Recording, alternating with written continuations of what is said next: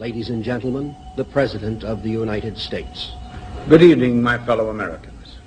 We now stand 10 years past the midpoint of a century that has witnessed 4 major wars among great nations.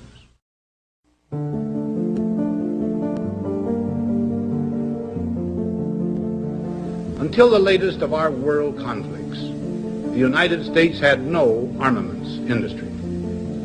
American makers of plowshares could, with time and as required, make swords as well.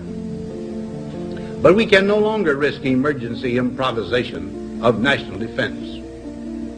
We have been compelled to create a permanent armaments industry of vast proportions. Added to this, 3.5 million men and women are directly engaged in the defense establishment. Now, this conjunction of an immense military establishment and a large arms industry is new in the American experience. The total influence, economic, political, even spiritual, is felt in every city, every state house, every office of the federal government. We recognize the imperative need for this development, yet we must not fail to comprehend its grave implications. Our toil, resources, and livelihood are all involved.